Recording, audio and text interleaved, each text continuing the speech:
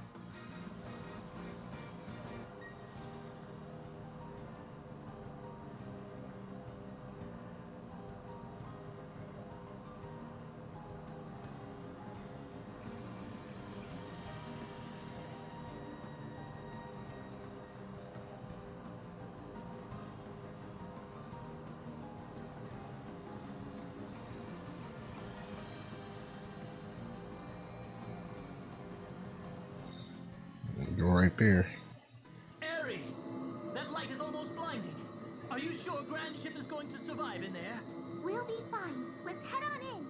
But only if everyone is ready. Once we go in, there's no turning back. I'm not even sure what'll happen. I mean, this is a first for me, too. So, if you have anything you need to do, now's the time. Well, everyone ready? We don't have much... No, let me.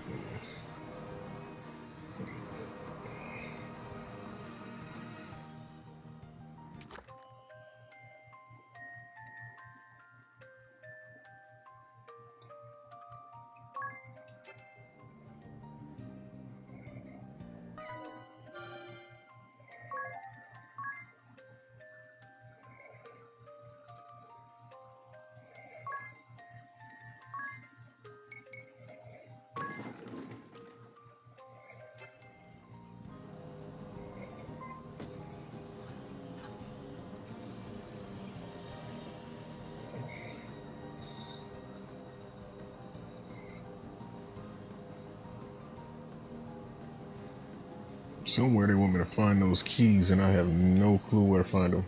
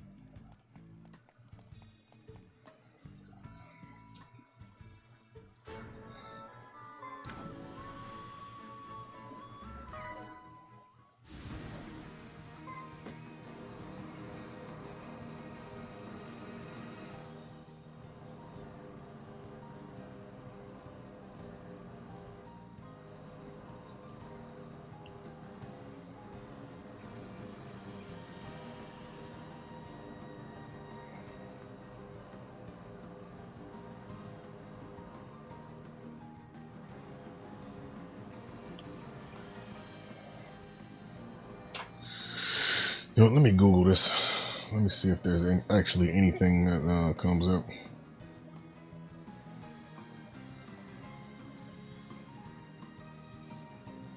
The Vampire Castle Keystones. The Vampire Castle Keystones. Let's see what we find.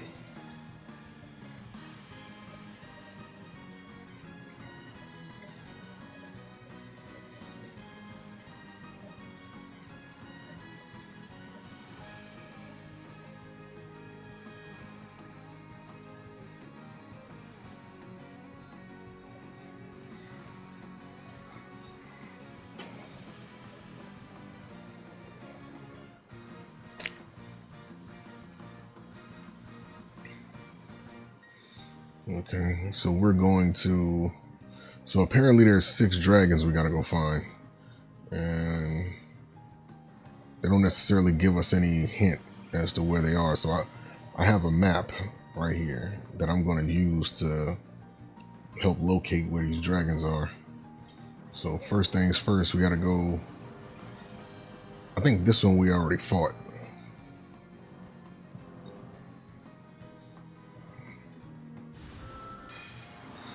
Oh, these keystones.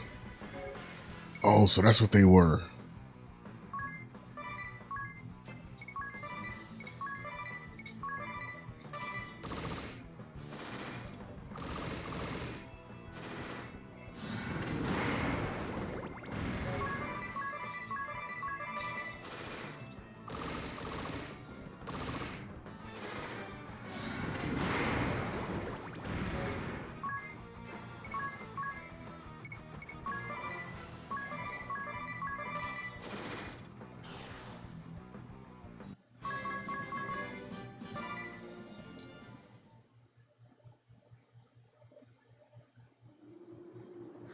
Why, you have mastered my contrivance and defeated its guardian. Very well. I shall grant you the Earth Keystone. That voice. Lord DeRosso? This stone must be one of the keys to Vampire Castle. All right.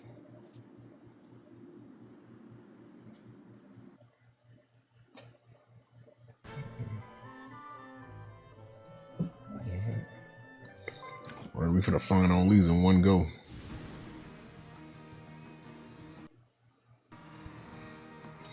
Second one is down here.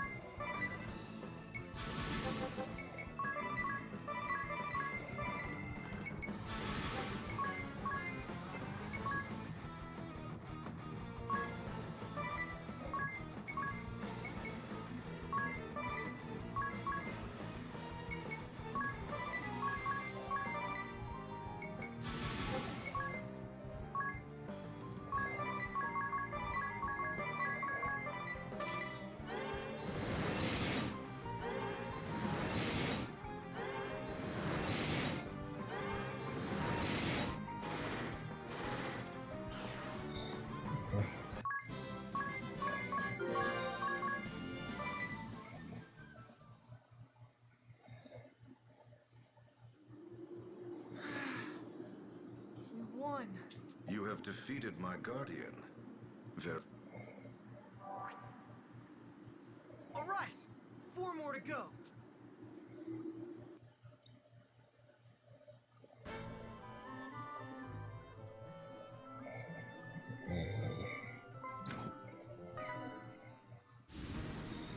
All right, now we're gonna go to the middle. There's a keystone behind the chasm.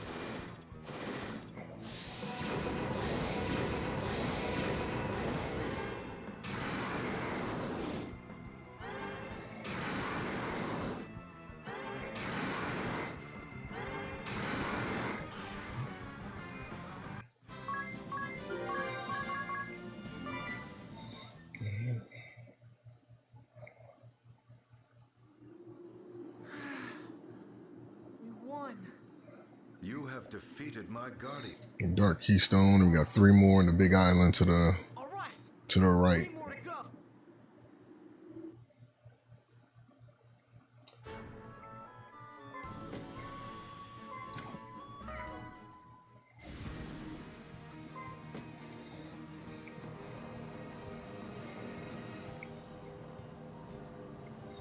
Let's go down here. There's one at this location.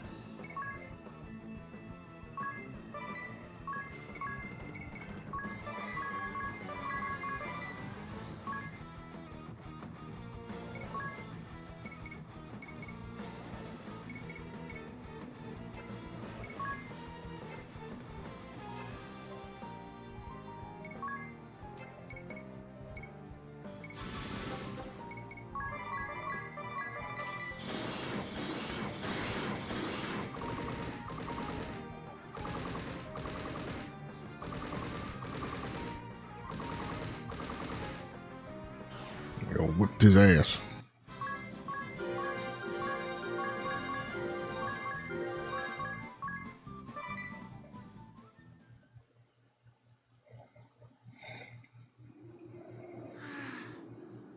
We won. You have defeated my guardian. Very well.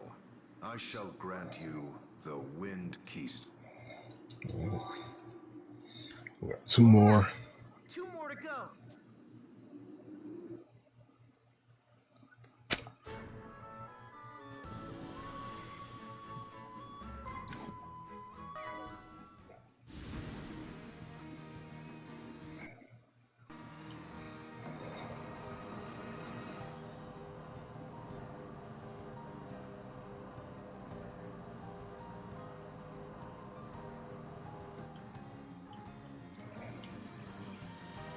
Oh, they wrong as hell for this. They really want us to walk to this one.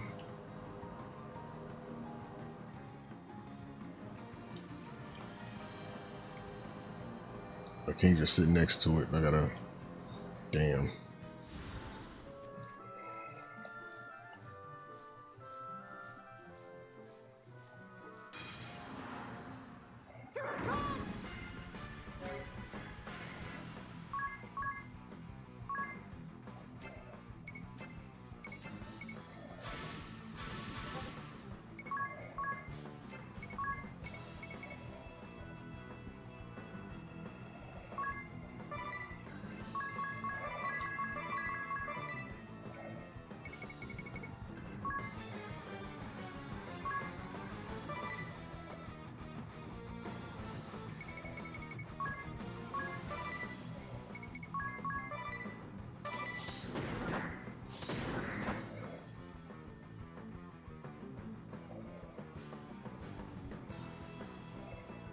Here I come!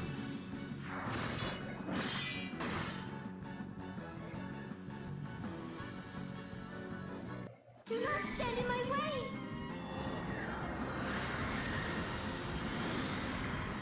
Never seen these moves before.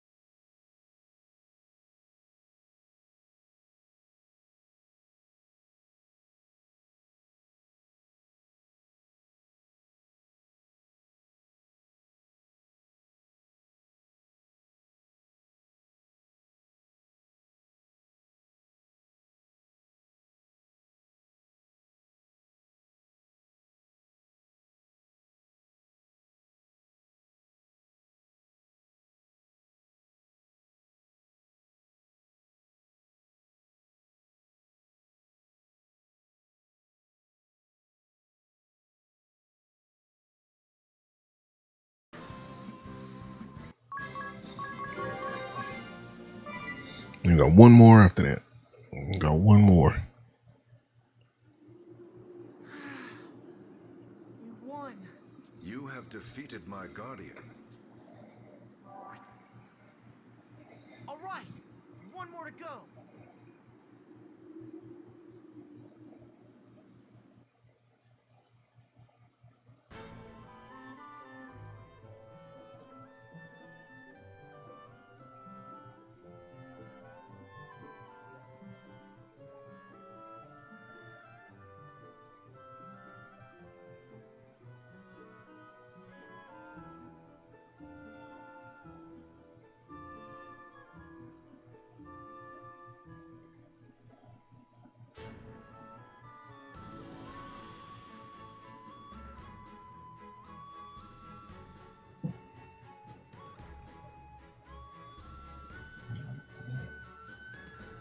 Take care of that. There we go. The last one.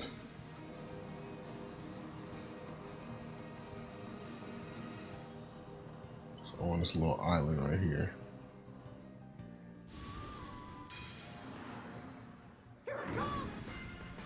And this is the water one.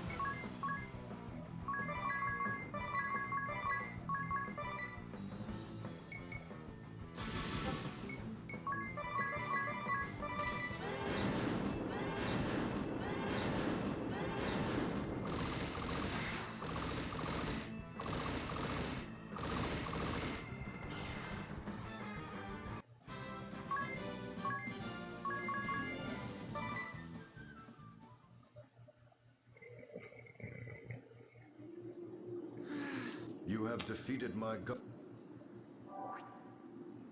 It's all the keystones. Right, we have them all now. Let's return to Vampire Ca-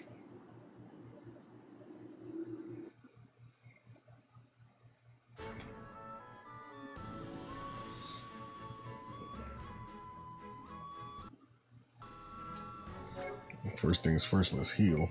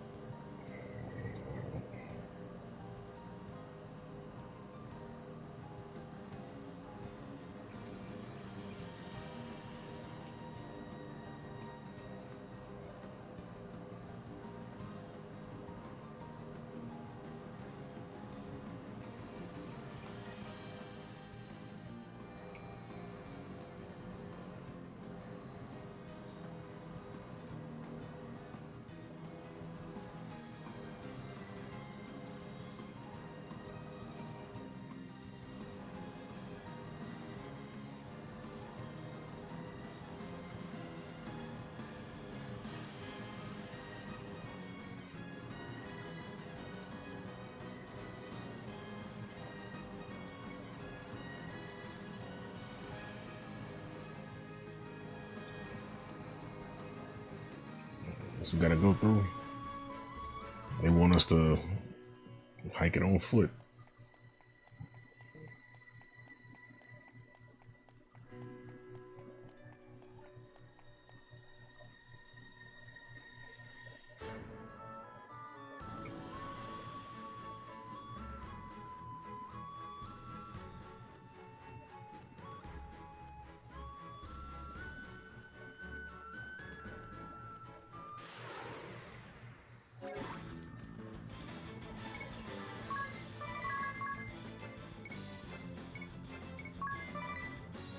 Oh no, we gotta run.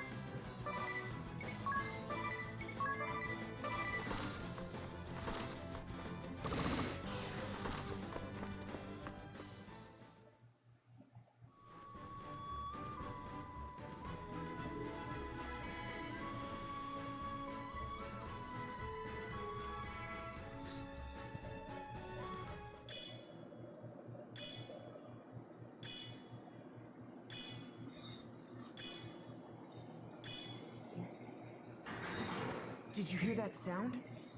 I believe the gate is finally unlocked. That was anticlimactic. He could have at least included a flash, a bang, or a puff of smoke. Let's head in before Ringabel has a chance to flap his gums again.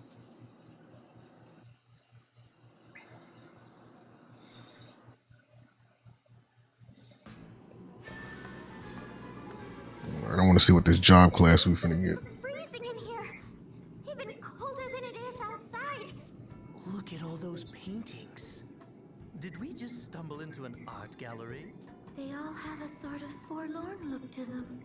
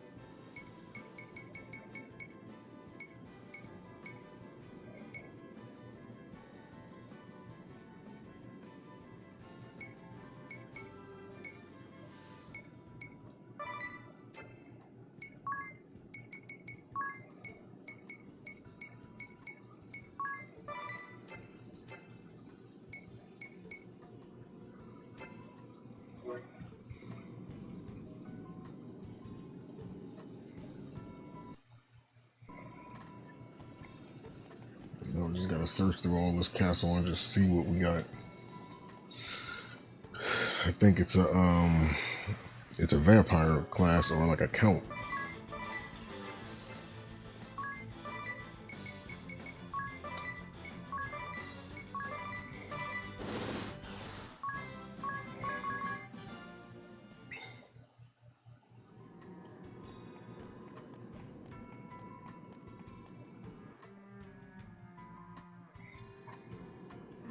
What a large portrait. Is that Lord DeRosso? His wife was sure an attractive one. Oh, and it says something under the painting. Lester, eldest son of the House of DeRosso. Future clergyman of the Crystal Adventists and Cardinal of the Crystal Orthodoxy. born in the land of Eternia on a cold winter's day. So, that's his mother, not his beautiful young wife. And that little baby is Lord DeRosso. Clergyman? Of the Crystal Adventists? Is something the matter, Agnes? The Crystal Adventists were the predecessors of the Crystal Orthodoxy. It is now known as the Old Faith, but it hasn't been practiced in over 2,400 years. How could he have been a member of the Adventist clergy? According to this portrait, Lord DeRosso is incredibly old, even ancient. Yes, indeed. For I was born of these frozen lands in a time some 2,400 years from this day.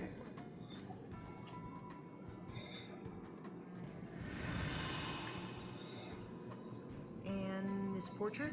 I was but an infant, as you can see. This is a reproduction, however. The original was lost long ago to fire. And what of the part that reads, Clergyman of the Crystal Adventists and Cardinal of the Crystal Orthodoxy? Yes.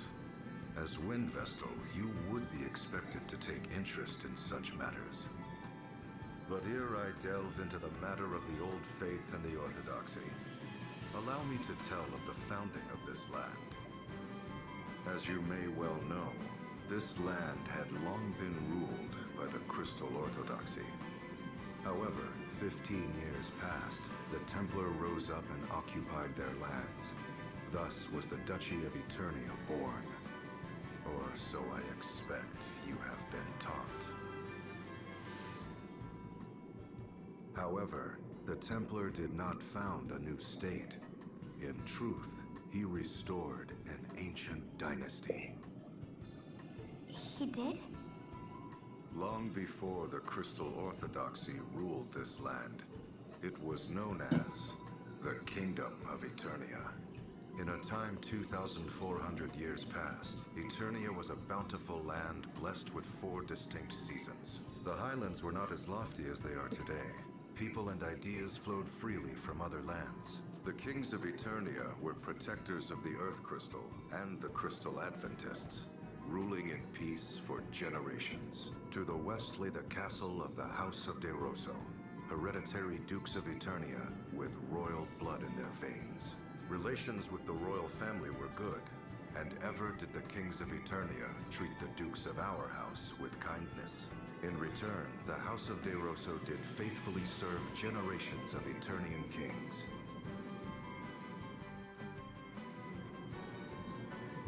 All right. A little history lesson for us.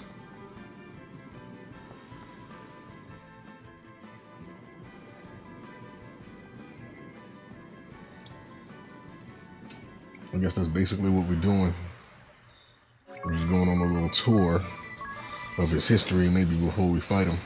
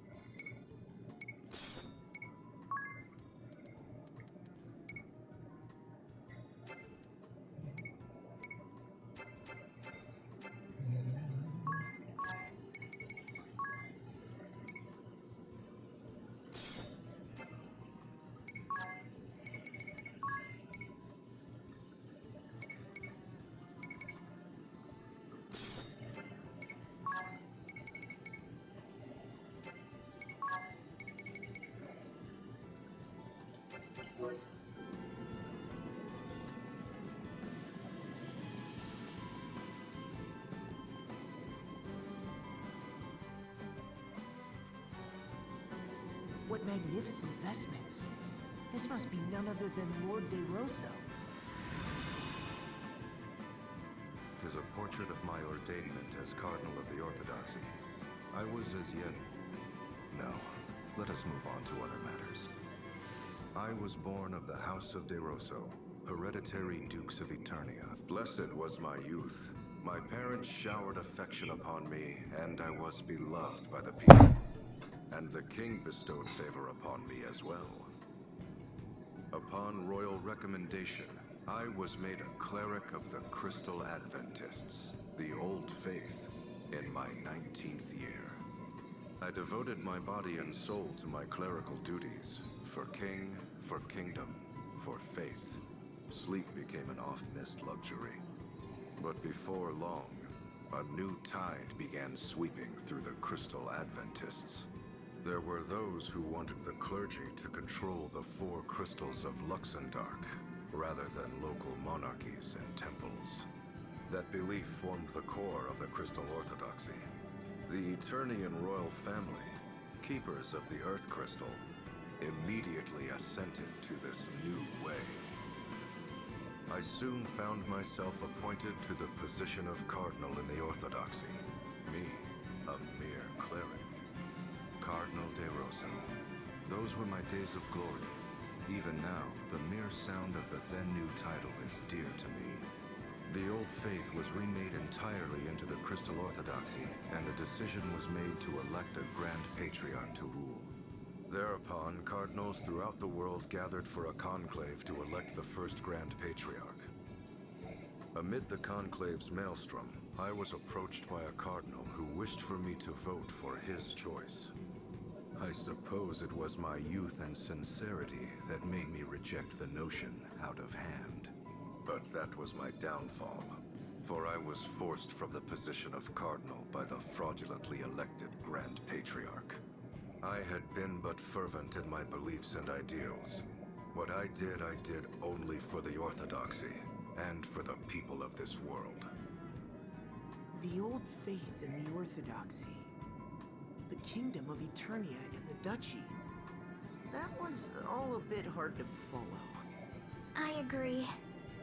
There are no major differences in teachings between the Old Faith and Orthodoxy. They both revere the 4 crystals.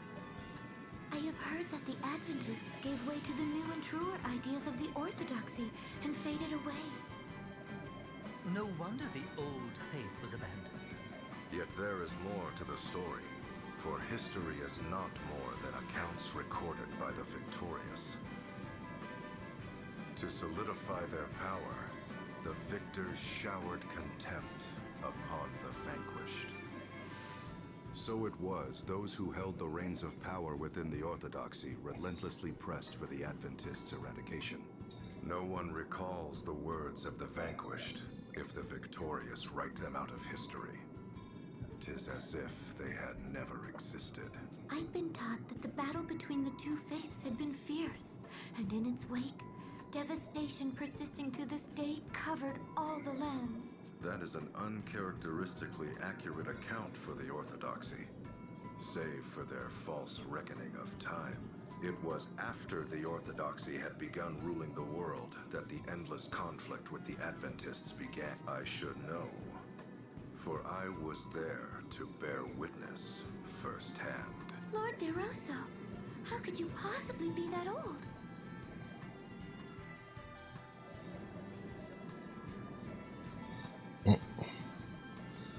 He's a vampire. No other reason.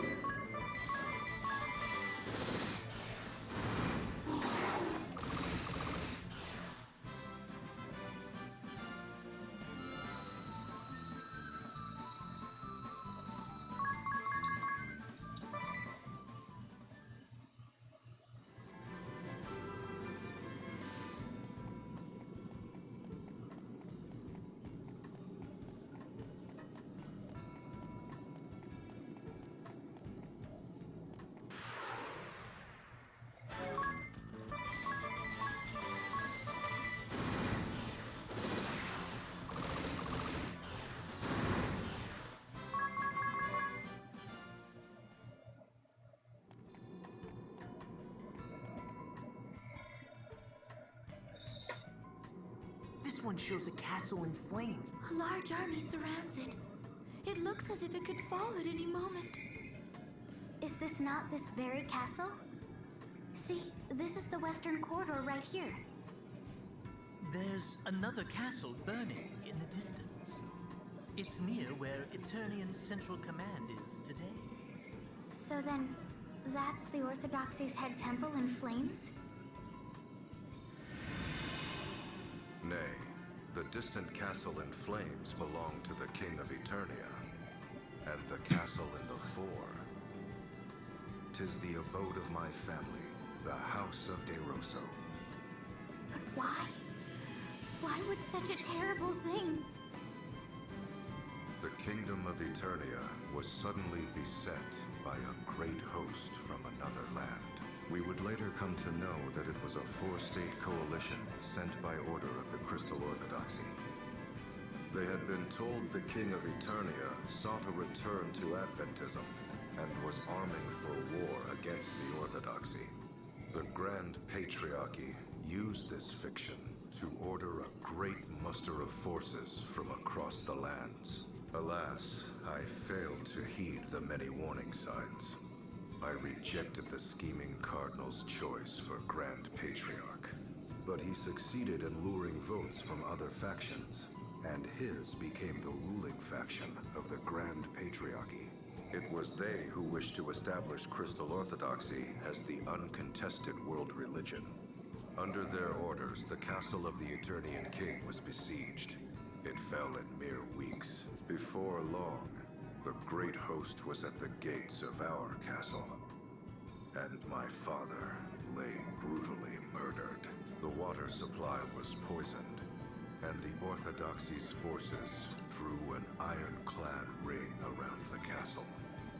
By then, the castle sheltered not but the elderly, the young, the wounded. There was no hope of resistance.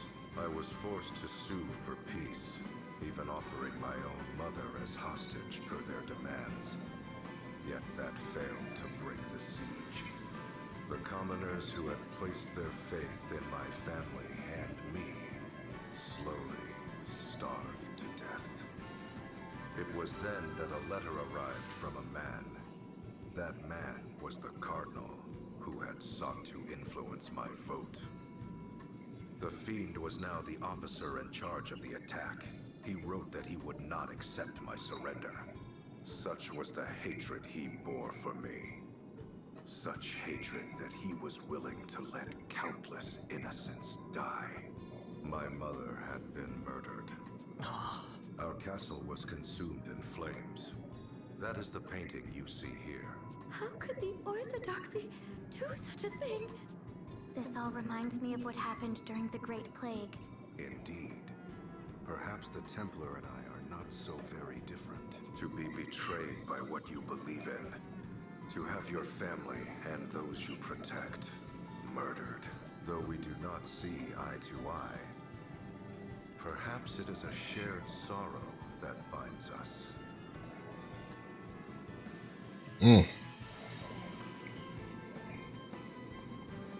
Almost feel bad for what I might have to do to him.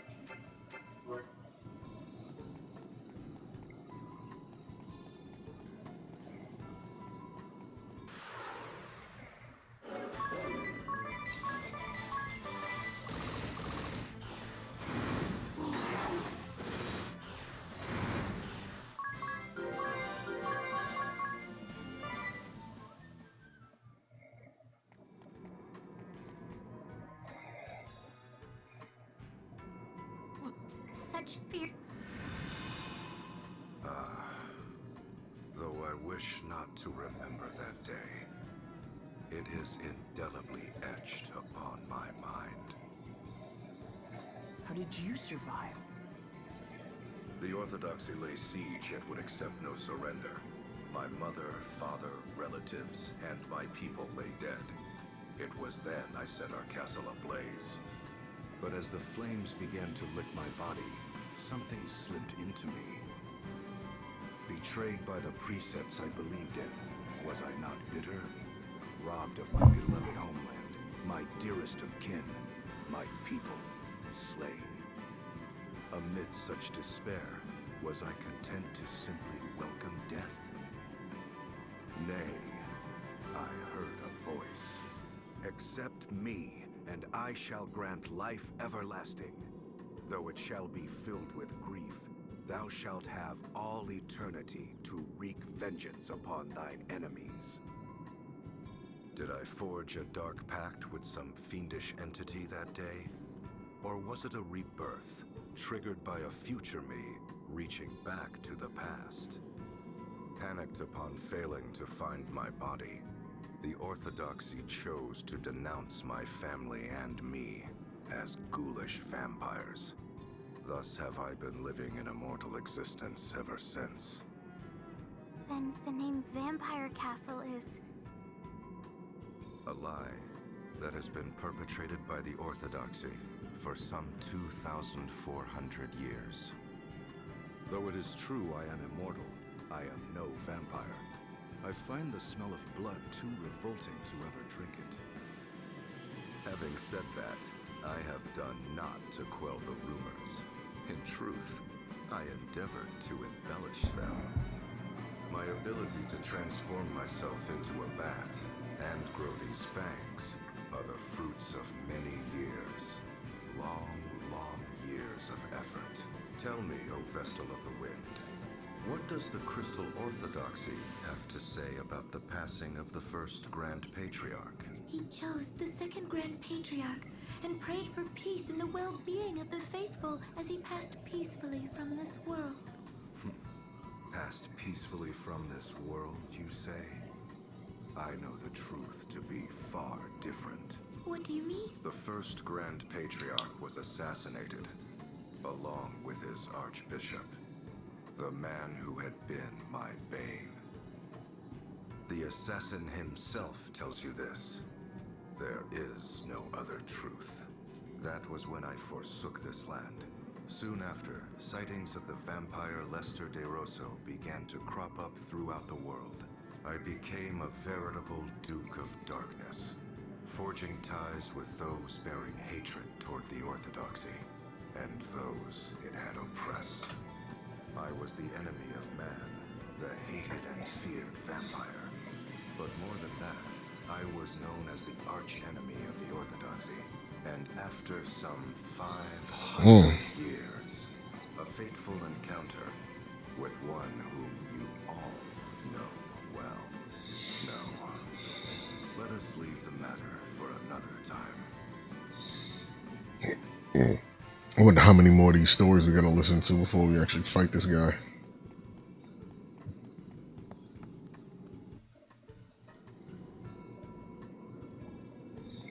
But we still got...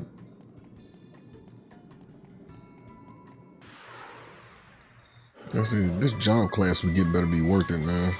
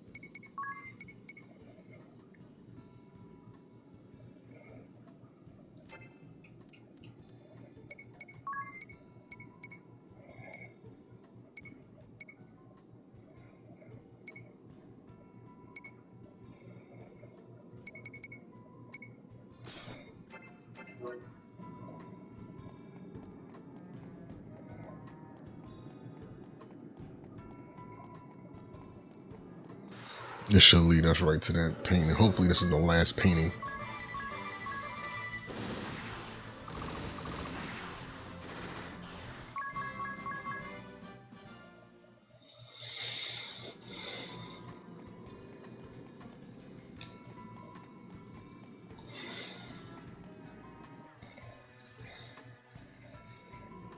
A battlefield landscape?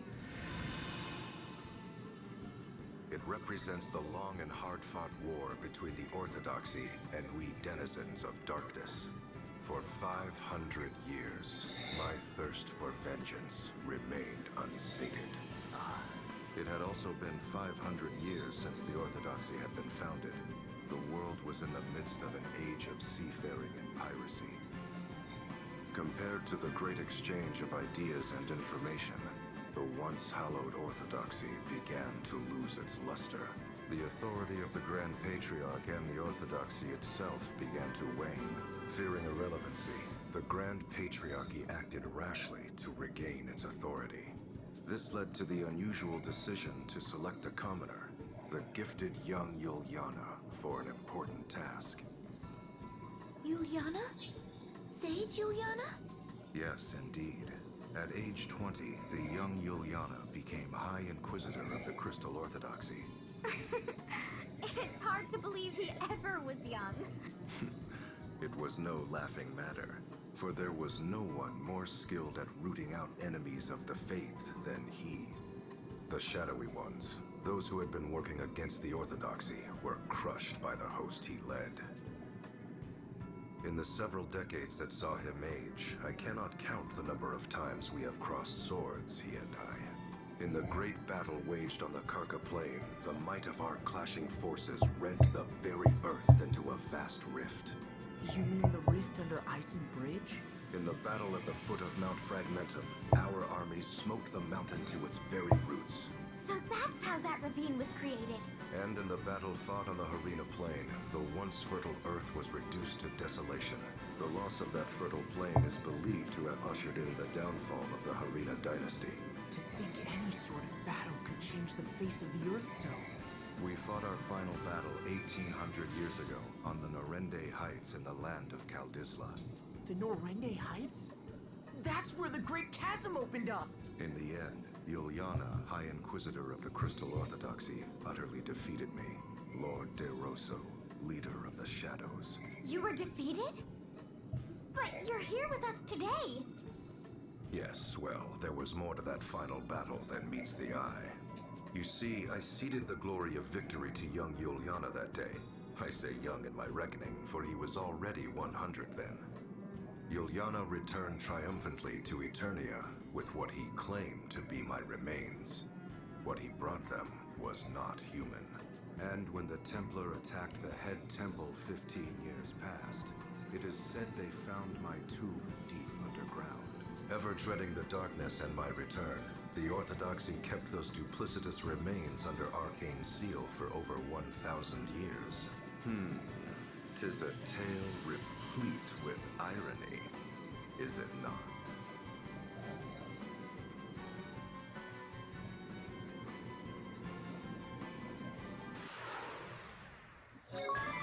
We're almost at that.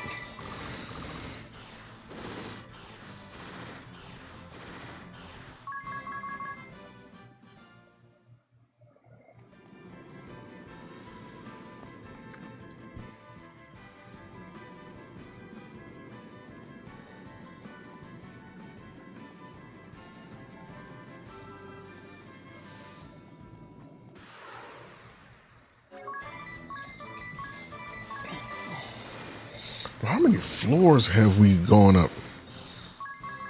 Like, we're at least at like the 6th floor. We are on the 6th floor.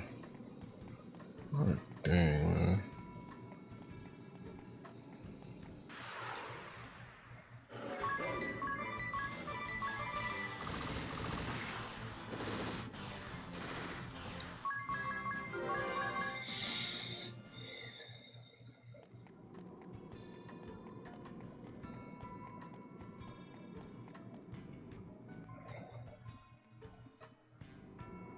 That is Sage Juliana. Yes, indeed. No one would mistake such a man for young now.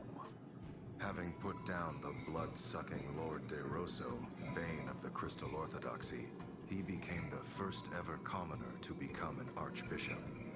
Perhaps it was a small honor they threw his way, for he was already 101 years old and would not long count among the living.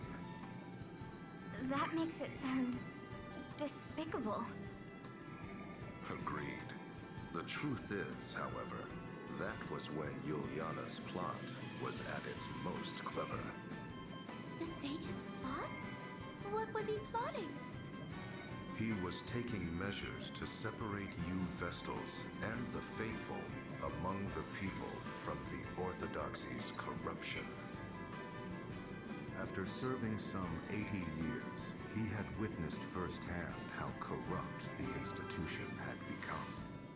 Should nothing be done, it would not be long before the putrid poison would do harm to the most innocent of the faith.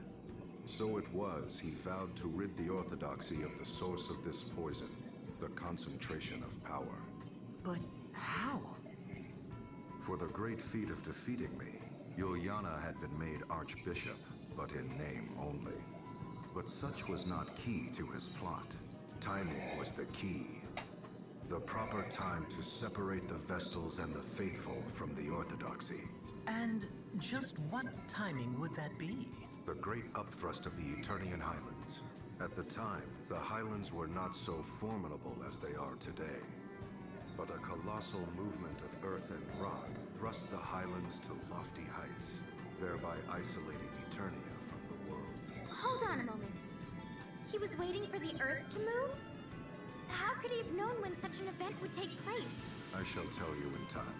For now, I will say this. Juliana bided his time till the Orthodoxy was cut off from the world. And at last, it happened. The Highlands ringing Eternia did thrust up to about half its height today. The Orthodoxy-ruled Eternia now found itself completely isolated. For this was an age preceding the airship.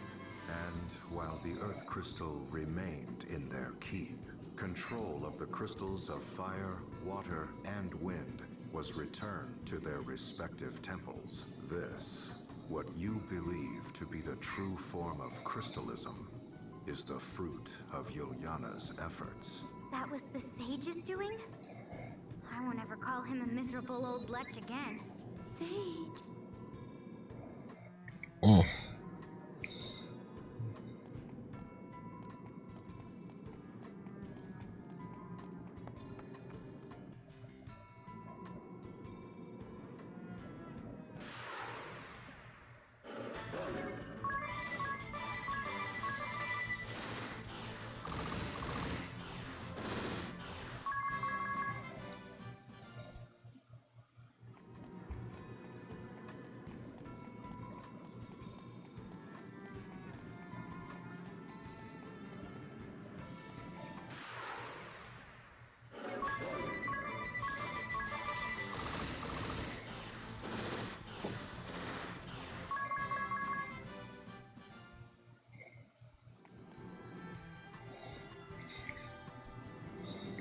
What is that glowing jewel-like object? I could swear I've seen something like that before. I believe you have seen a similar sight countless times. It is known as an asterisk. An asterisk? As in those objects we possess? Yes, indeed. The second stage in Juliana's plot against the Orthodoxy's authority was to deprive them of the power to grant vocations. Grant vocations? I'm afraid I don't follow. Before Juliana intervened, special approval was required to change vocations within the Crystal Orthodoxy. In this way, the institution grew rich through fat profits they called alms. Oh, so the Orthodoxy cornered the job market and the fees to participate therein? In layman's terms, yes.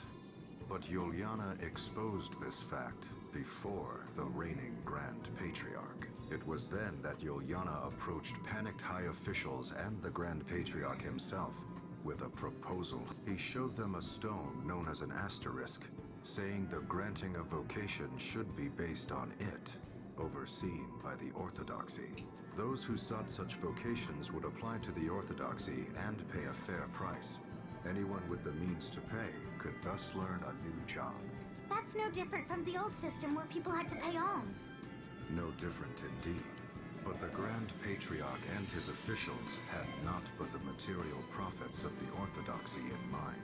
Hence, they accepted Yuliana's proposal without question, even appointing him to the important position of overseeing the new asterisk system. I fail to see how that really changed anything. Well, it did far more than you would guess, for he was the only one who knew how to make the asterisk stones. Why, that wily old fox? So it was Yuliana robbed the Orthodoxy of its authority to grant jobs and took it for himself. What of the Orthodoxy's profits? Wouldn't they demand Yuliana transfer the proceeds to their coffers? Yuliana was long gone. Abandoning the seat of Archbishop, he fled with his knowledge of the asterisk craft. He also took arms and armor the Orthodoxy had seized from around the world, items of such power that their use was forbidden. He took them all and sealed them away in a hidden location. They now lie secreted away against the day the Orthodoxy's tyranny or some other impending doom threatens the people. He then hid himself in Yuliana Woods until those who knew him reached the end of their natural lives.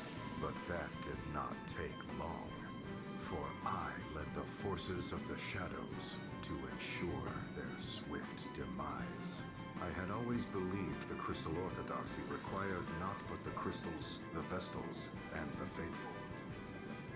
With the institution free of corruption, I returned to my homeland of Eternia after a 700-year absence. Where my family's castle once stood, I built a fortress of ice from whence I have been watching over the Orthodoxy's head temple. Meanwhile, Yuliana retired to that land to tend to the Vestals. But you know of that better than I. Say Juliana.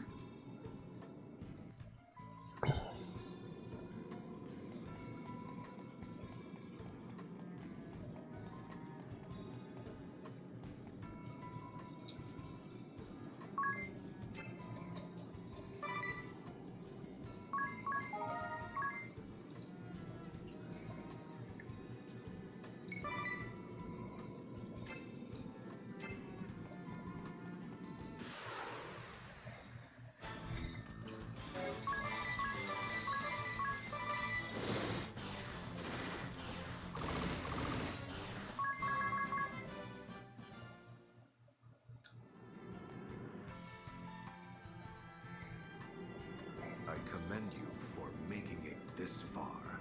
Oh, no more paintings? The final painting lies beyond this throne. I shall reveal it to you if you defeat me in battle. What? The last test is a test of strength. I shall only reveal the painting to those whom I deem worthy.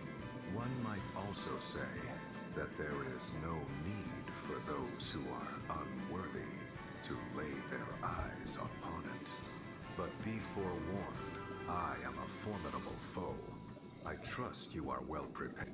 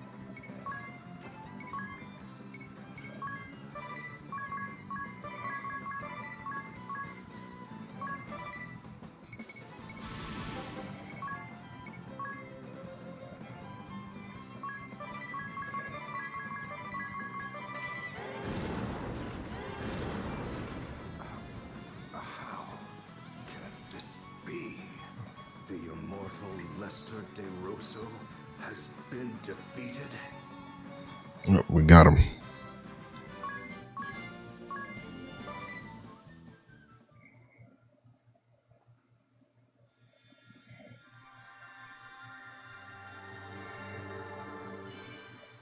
Yep, we got a vampire class.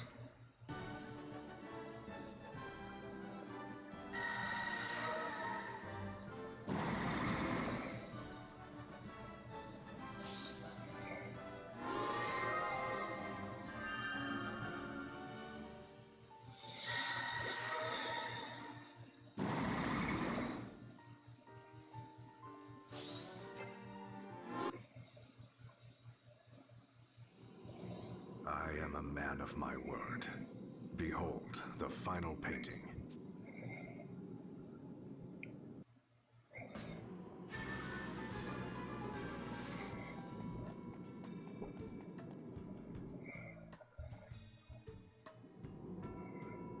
This painting. It is the angel descended from the heavens during my final battle against Juliana. An angel? When we last did battle 1800 years ago, the battle raged 100 days. The mountains of Norende rent asunder. Knowing the battle was reaching its end, I mustered the last of my strength to cast my greatest of spells. As my final attack surged forth, the angel did descend from the skies over Norende. Are you sure it was an angel? Verily so, for there are no other words to describe her. For a moment, Juliana and I stood captivated. Before we realized it, our struggle was forgotten. We both tended to the angel, but the angel lost her light. Her wings were shattered and her body torn asunder. There seemed little hope she would live. When she came to her senses, she trembled with fear. Yet with little remaining strength in her body, she made unto us an appeal. What appeal? What did the angel say to you? Here she passed from this world. She slipped in and out of consciousness over many a day. In between ever-growing periods of unconsciousness, it was all she could do to mutter incoherently. A trap most vile, such a fool am I. The warriors of light, if it's not too late. These she would repeat over and over. When she did come to her senses, she would speak of the calamity that had befallen her. She spoke of how Luxembourg was on the brink of doom, and spoke with precision of the events that has heralded its coming. She herself was surprised to find that she knew of details of our past, and events of the future as well. The struggle between the old faith and orthodoxy, the tragedy that would befall my family, my immortality, even events of the distant future. Yes, for the angel spoke of events that have not come to pass. I wonder if this has something to do with Ring a Bell's book. Events that await you in your future. She told of a bringer of evil who would appear in the guise of one friendly to the Vestals and seduce them into unleashing chaos in the name of awakening the crystals. This evil one would destroy Luxembourg by piercing the boundary that protects this world, and the opening of a great rift that sunders the earth shall herald its coming. The great... The angel told of many other omens ere the great chasm would open. The light of earth shall raise up the north, and a deathly plague shall cover all the lands. Then shall a great rift rend the earth. She then entrusted me with a certain task, one that only an immortal such as I could fulfill.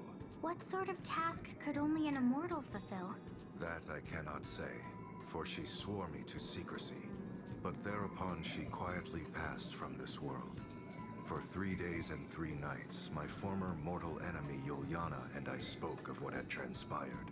Ultimately, we vowed to join forces to prepare for the coming doom of which the angel had foretold.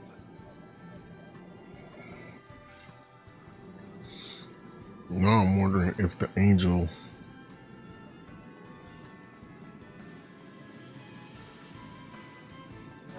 I'm wondering if we're going to get an angel class now.